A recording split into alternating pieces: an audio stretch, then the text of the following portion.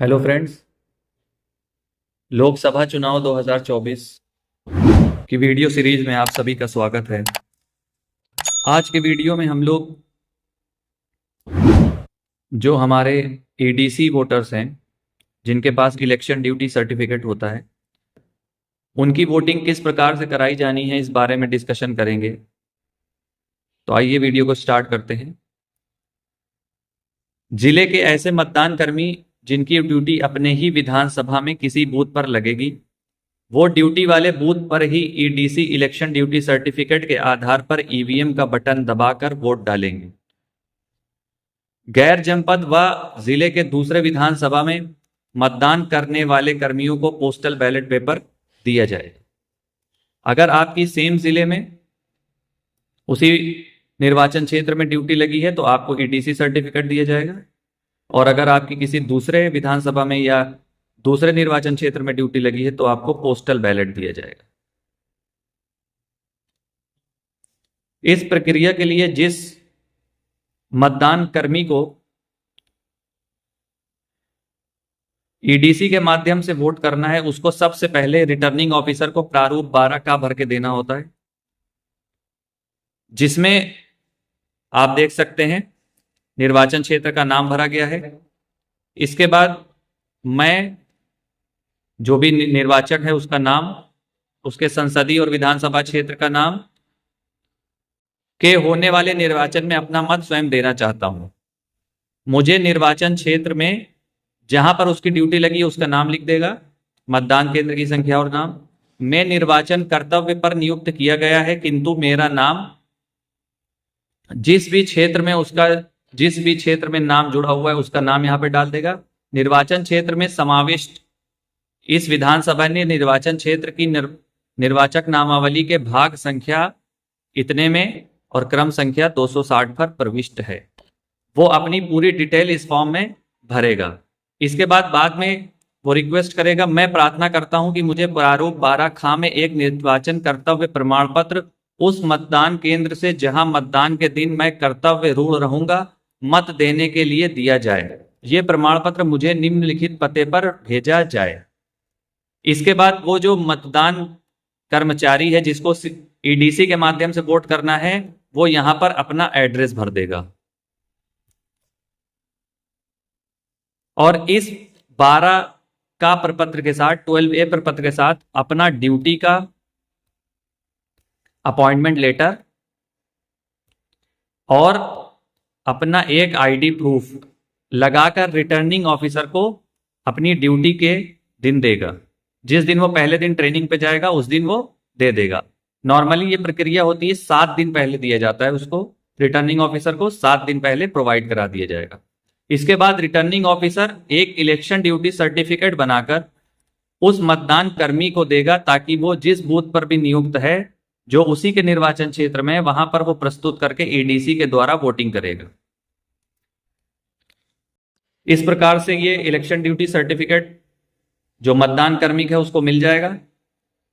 इसके बाद यहां पर उसका नाम भरा होगा, उसकी कॉन्स्टिट्यूएंसी भरी होगी और उसका पार्ट नंबर और सीरियल नंबर जो उसकी निर्वाचक नामावली में होगा वो लिखा होगा, और उसके बाद वहां पे उसको ऑथराइज कर दिया जाएगा रिटर्निंग ऑफिसर के द्वारा, therefore hereby authorise to vote at any polling station in the said constituency where he may be on duty on the date of पोल।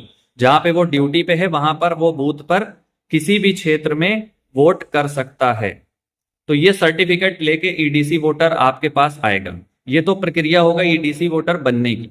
अब ईडीसी वोटर जब एक बार बन गए तो मान लीजिए कि आपके साथ पूर्व मतदान कर्मी कुछ ऐसे लगे हुए हैं ड्यूटी में, आपके साथ ड्यूटी कर रहे हैं जिनके पास ईडीसी सर्टिफिकेट है और वो उसी निर्वाचन क्षेत्र के हैं।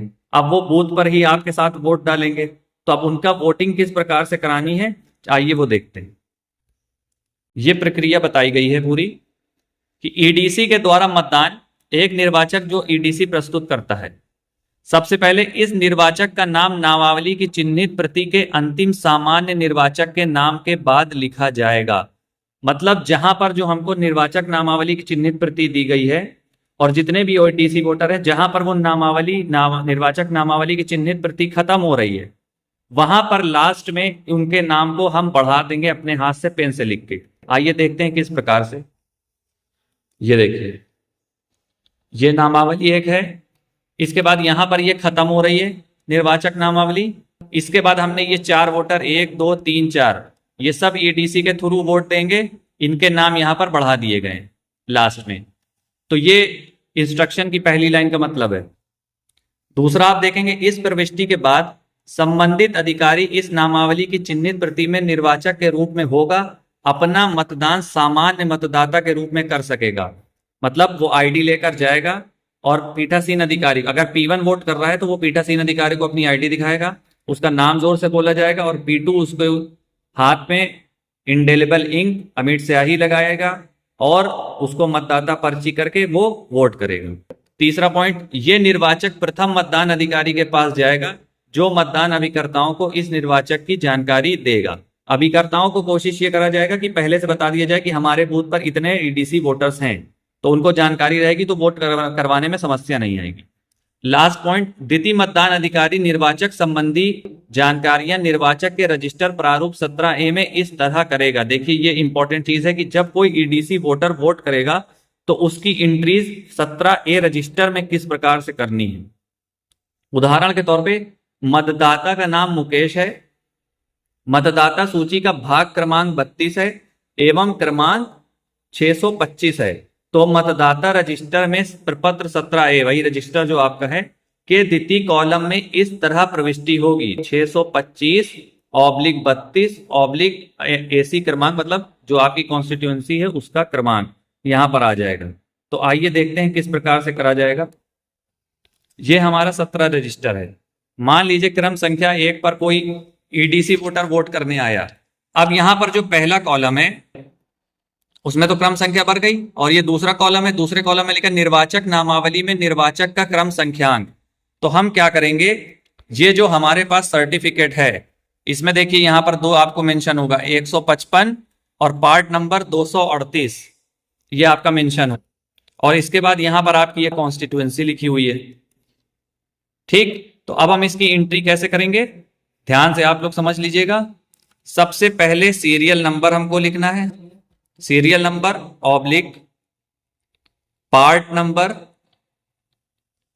Oblique name, serial number, part number और name and number of constituency. इस प्रकार से हमको इस सीरियल में करना है। तो ये जो हमारा वोटर था सूरज, इसका देखिए पार्ट नंबर 238 है, सीरियल नंबर 155 है। तो हम इसको किस प्रकार से लिखेंगे, 155/238 पार्ट नंबर ऑब्लिक, और कॉन्स्टिट्यूएंसी हमारी 240 फतेहपुर। इसको हिंदी में भी भरा जा सकता है, उसमें कोई प्रॉब्लम नहीं है। तो इस प्रकार से लिखना है।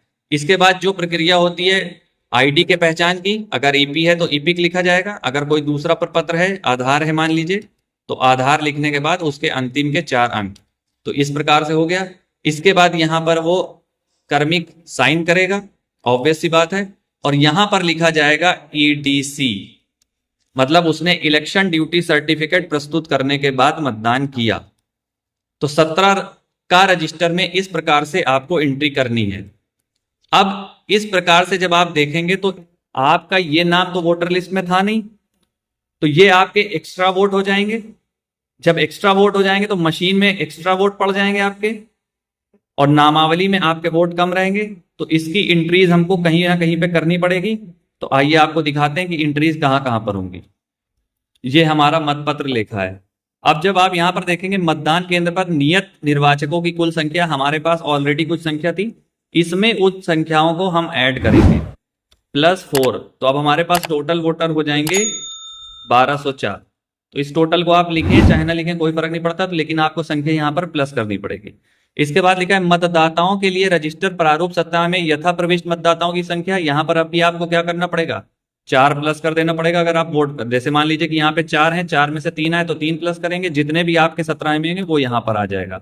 इसके बाद मतदान मशीन के अनुसार प्लस जितने भी वोटर होंगे, अगर चारों ने वोट दे दिया तो 4, नहीं तो 3, जितना भी आ जाएगा। तो ये संख्या आपकी मिलान के लिए मैच करनी चाहिए। अब ये तो हो गया मतपत्र लेखा में। इसके अलावा कौन से प्रपत्र में इसकी एंट्री, ये देखिए एक विवरण जो पीठासीन अधिकारी द्वारा दिया जाना है, यहां पर देखिए यहां पे भी आपको संख्या बढ़ानी पड़ेगी +4। अब इसमें मान लीजिए कि इपिक वाले थे वो, तो 4 इपिक वाले बढ़ा देंगे, गैर इपिक में ये हो जाएगा। ये देखिए आपकी PS5 रिपोर्ट है।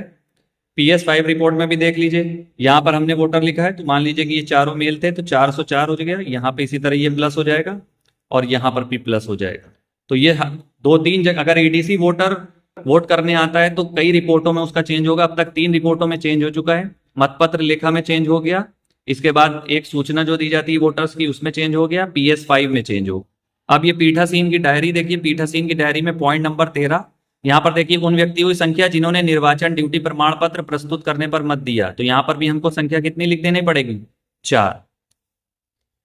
तो इस प्रकार से आपको यह भी बता दिया गया इस वीडियो के माध्यम से कि किस प्रकार से रिटर्निंग ऑफिसर के थ्रू हम लोग ईडीसी सर्टिफिकेट प्राप्त कर सकते हैं। और अगर हमारे बूथ पे कोई ऐसा मतदाता है जो हमारे साथ कर्मी के रूप में ड्यूटी कर रहा है, या और भी कोई जो कार्मिक है जो ड्यूटी कर रहा है, पुलिस वाले हैं, तो वो किस प्रकार से वोट डालेंगे हमारे बूथ पर और उनकी एंट्रीज हम किस प्रकार से करेंगे। एक पॉइंट और ये है कि अगर आपके पास जो नामावली की चिन्हित प्रति मिली है, मार्क कॉपी मिली है, उसमें किसी वोटर के सामने ईडीसी लिखा हुआ है या पीबी लिखा हुआ है, तो आपका वो जो उस इंसान का वोट है जो ईडीसी जिसके नाम में लिखा हुआ है वो आपके बूथ पर नहीं पड़ेगा।